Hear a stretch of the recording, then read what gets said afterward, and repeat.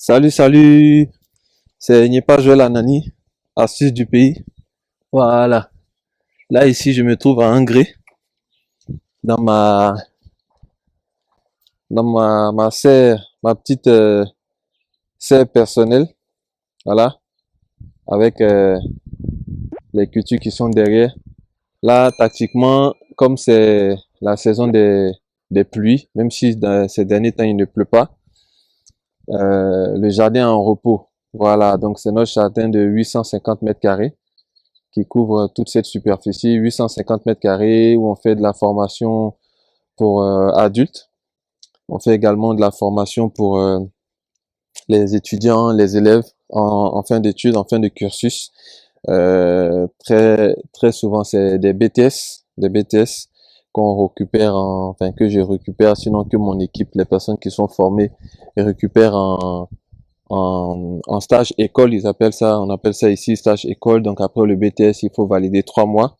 Voilà. Donc là, on a décidé de stopper les activités, on va dire commerciales, pour laisser reposer la terre, laisser la terre se régénérer.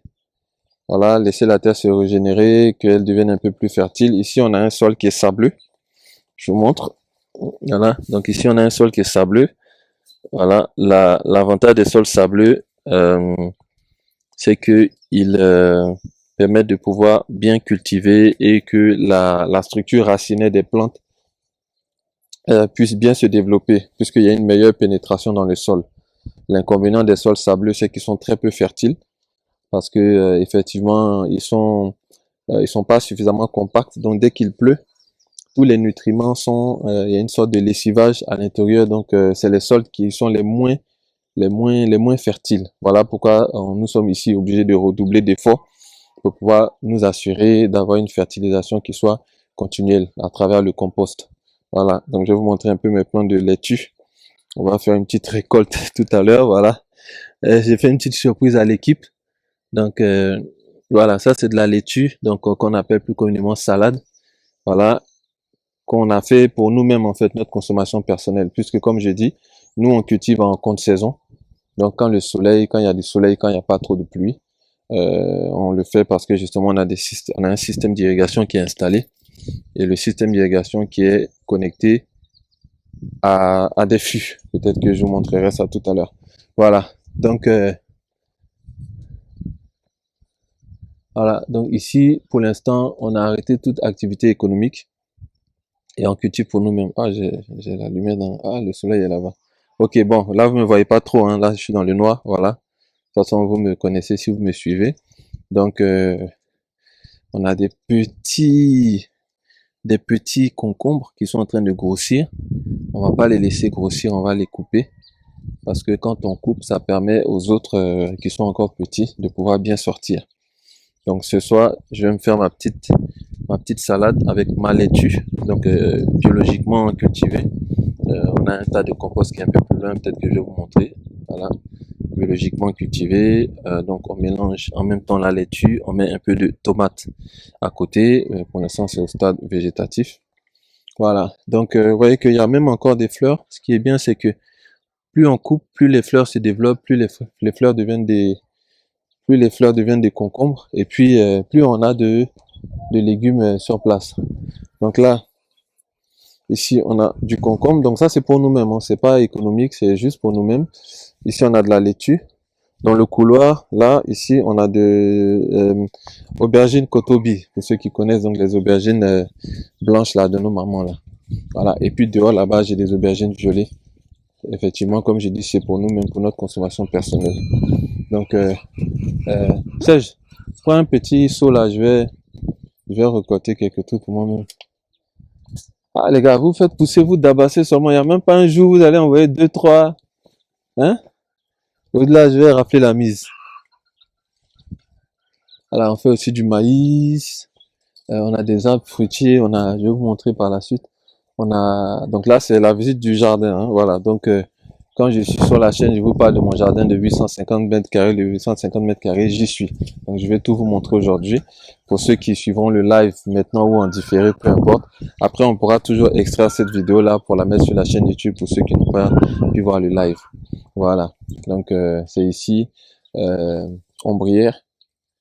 Voilà, ombrière qui permet d'atténuer un peu les rayons du soleil, pour ne pas que ça soit trop agressif, que ne pas que les rayons du soleil soient trop agressifs sur la plante.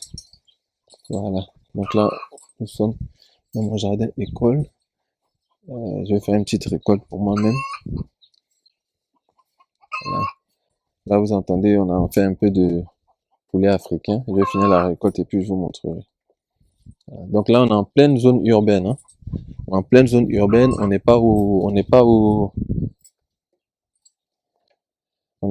champ, on n'est pas. Ah, Bibi la silencieuse. L'homme qui parle, qui fait. Faut bien suivre. Voilà. Pour vous dire que les conseils que je vous donne, moi-même, j'essaie de pratiquer ça déjà et ça fait un bon bout de temps que je le fais. Donc, il y avait un aubergine violet qui était un peu gros là. Tu as déjà enlevé. Ok, il faut mettre ça dans le seau là. Et puis, tu prends peut-être 2, 3 concombres. J'espère que vous êtes fatigué de manger concombre. Donc, je peux prendre. Ah, les gars. Papa, il a même là. Ça mûrit même pas. J'arrive même pas à voir. À peine ça mûrit, vous faites le travail. C'est pas possible. Tu prends quelques pieds de laitue aussi. Et puis, pas beaucoup, hein. Ouais, je sais que vous êtes plus beaucoup que nous. Il n'y a pas maïs, hein. Ah, pourtant, vous avez planté maïs. Donc, voilà, je vais vous faire le tour un peu après. Bibi la silencieuse, si tu as des questions, regarde, comment tu enlèves le pied de laitue? Tu enlèves tout ou bien tu coupes, il y a une technique là où tu... Hein? Mhm. On reste.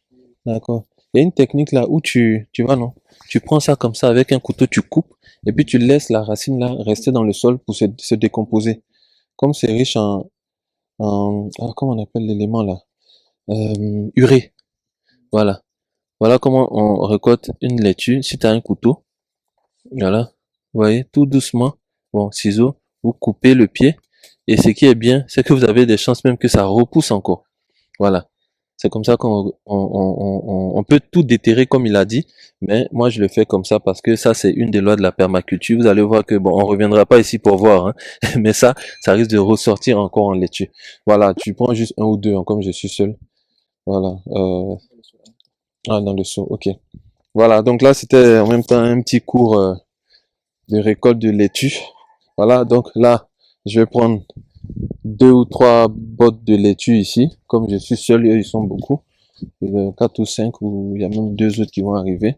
Je vais prendre quelques concombres. Donc ça, c'est production personnelle, hein, comme je dis. C'est pas à but commercial. Quand c'est à but commercial, on a 2 abris. On a un ici, on a un deuxième là-bas. Donc, abri traditionnel. Et puis, attends, je vais remontrer encore. Voilà. Donc, pour récolter la laitue, ça, c'est si vous voulez que ça repousse. Voilà. Prenez ça sur le côté, comme ça.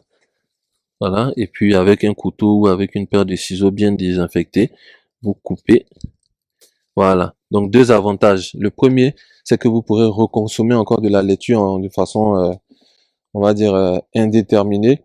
Et la deuxième chose, c'est que si jamais ça repousse pas, euh, si jamais ça repousse pas, vous pouvez, ça va rester dans le sol et ça va fertiliser encore. Ça va se détériorer en fait, et ça va fertiliser en fait le sol. Et l'élément qui fait pousser bien tout ce qui est légumes feuilles, c'est l'urée. U-R-E-E. L'urée. Non, 3 ça suffit. 3 ça suffit. C'est l'urée. Donc la laitue ayant utilisé l'urée pour pousser, si vous laissez la racine dans le sol, ça va se décomposer, ça va encore enrichir votre. J'avais vu 2, 3 concombres ici bien gros là, viens prendre ça. C'est pas pour prendre beaucoup. Ça va enrichir encore le sol pour peut-être la prochaine fois. Donc ça, ce sont les bases de la permaculture. La permaculture, ce sont des jardins qu'on installe de sorte à pouvoir, de façon permanente, de sorte à pouvoir être une source d'alimentation continuelle pour l'homme. Voilà. Bonjour Madame Névry.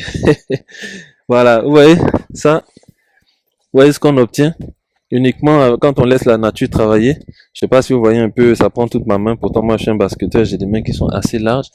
Regardez un concombre comme ça, qui prend carrément toute la main. 2 ou 3, hein, pas...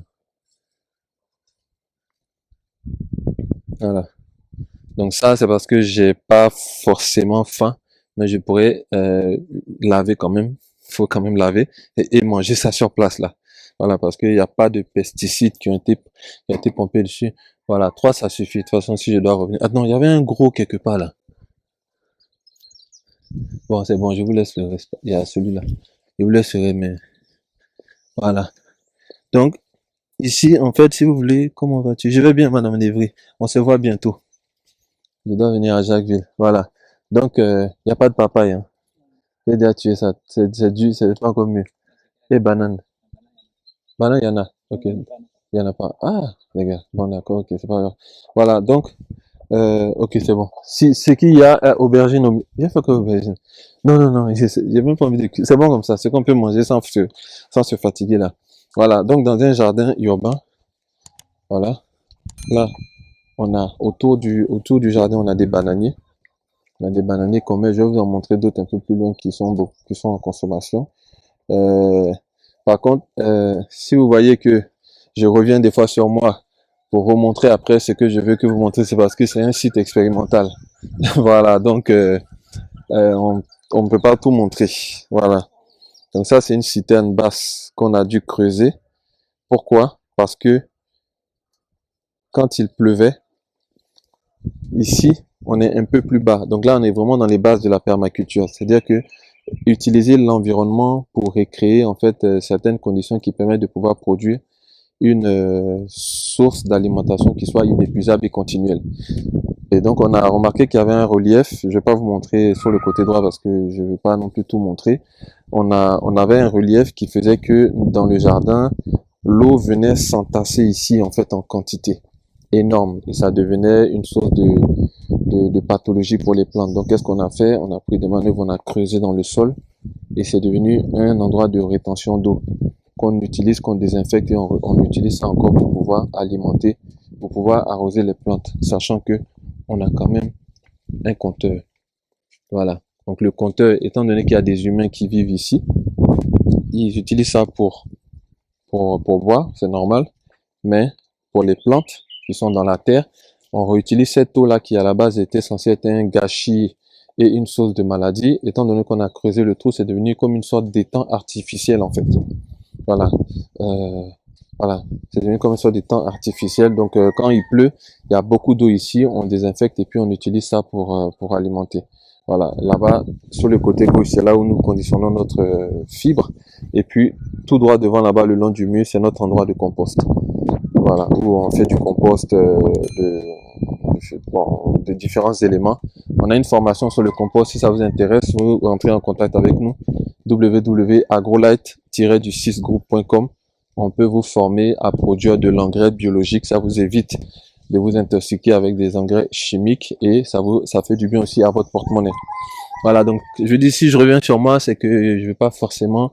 Voilà, et là ici on a sans forcément, enfin, juste directement, voilà, et voilà, voilà. Ici on a un petit élevage. Allez là-bas. On a un petit élevage de poulets africains. Pour l'instant, on débute, ils sont pas beaucoup. Il y a 3 autres éléments qui doivent venir, dont un coq et 2 poules. Donc ça fera 2 coqs, parce que ce vieux-là, il fait pas le travail, donc on va s'en débarrasser. Et là, il y a deux fraîches-nids, là, 2 fraîches, dont une a déjà commencé à pondre des œufs. Donc on va se débarrasser de ce vieux coq qui fait pas le boulot. On va prendre un jeune coq bien vif et on va rajouter des poules. Voilà. Donc ça n'a rien à voir avec l'activité économique, commerciale. Ça, c'est pour nous-mêmes. Ça, c'est pour nous-mêmes. Voilà. Petit truc bio, petit jardin bio pour nous-mêmes. Voilà. Là, ici, comme je vous dis, hein, je vous montre exactement ce que je veux que vous voyez. Hein, donc, vous ne m'en voudrez pas. Voilà. Là, on a des plants de tomates. D'ailleurs, les plants de tomates, on va les séparer un peu après, non? Ils sont un peu trop coincés. Hein. Voilà, donc ça, c'est les plants de tomates. Toujours consommation personnelle. Donc là, ils sont à l'état végétatif. Bientôt, on va rentrer en floraison où on aura des fleurs et on aura je vais vous montrer rapidement. Ici, c'est le magasin où on conserve nos produits. Voilà, rapidement. Voilà, donc là, du piment. Voilà. Donc ça, comme je dis, c'est pas un projet économique, hein. C'est pour nous-mêmes, voilà. Plante un piment comme ça, plus tu coupes, plus ça pousse, plus tu coupes, plus ça pousse. Donc, à un moment donné, toi-même, t'en as marre et tu coupes. Ça, c'est ce qu'est l'agriculture résiliente. Donc, imaginez un peu pendant la crise du Covid-19. Celui qui avait dans son jardin, plutôt que de garer les voitures ou de faire les anniversaires et les baptêmes, avait planté. Ça, c'est une plante citronnelle. Voilà, citronnelle. Il y en a qui en font du thé. Il y en a qui ça chasse les moustiques. Voilà. Donc, on essaie d'en avoir partout dans le jardin. Il y en a devant les portes également. Voilà. Il y en a devant les portes, devant le magasin là-bas. Il y en a ici. On essaie d'en avoir un peu partout dans le jardin. Ça permet de chasser. Ça permet d'éloigner les moustiques. Voilà.